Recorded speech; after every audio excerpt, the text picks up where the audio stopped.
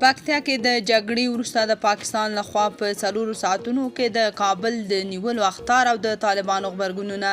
جنرال مبین وایي موږ ستاسو پرتګونه نه باسو بلکې وژنو مو.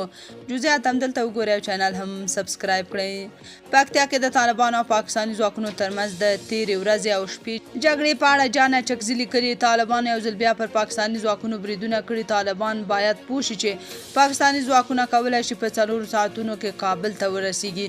دوی باید زده کړي چې د پاکستان سره څه ډول چلند وکړي. د نوموړي یادې څرګندونې د طالب فعالانو سختو غبرګونونو سره مخ شوي چې یو شمېر یې دلته تاسو سره شریکوو. جنرال مبین لیکلي تاسو خو شرم نه لرئ. کشمیر کې بیا درنه پتلونونه ویستلي. کابل نیول اسانه کار نه دی. دلته ستا پلار امریکایانو ماتې خوړلې. ته لا څوک یې؟ تاسو څه فکر کوئ چې موږ به هم درنه پتلونونه وباسو؟ نه، موږ څوک نه بې عزته کوو ځکه تاسو خو هسې هم شرم نه لرئ. موږ وژنو، موږ وژلو والا یو. ګوره احمد سعید لیکلي طالبانو کله هم په چا حمله نه ده شروع کړې. طالبان چې کله په چا حمله وکړي بیا جنگ نه دروي.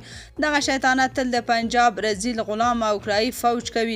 طالبان صرف جواب ورکوي. او یوه بله خبره به هم درته وکړم، وایم چې دا غلطي ونه کړئ چې افغانستان ته د راننوتلو کوشش ونه کړئ.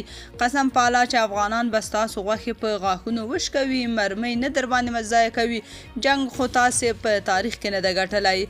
خو که دا غلطي مو وکړه د پاکستان نوم به له نقشې ورک شي. سالک لیکلي په کوم ډول چې موږ د امریکایانو وینو ته تږي وو تر هغې زیات ستاسو د پوځیانو وینو ته تږي ناست یو.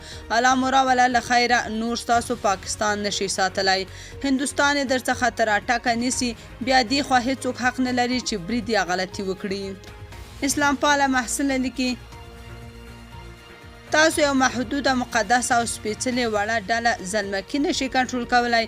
لکه د سپي په مرګ مو تل تر جهنمه رسوي. لاره درڅخه ورکه ده. که دې زموږ دې عادتي ظلمو در پام شو په 2 هفتو کې ته نور د ریړۍ کار شروع کړه. تاسو په دې اړه څه نظر لرئ؟ کومنټ کې شریک او چینل هم سبسکرایب کړئ.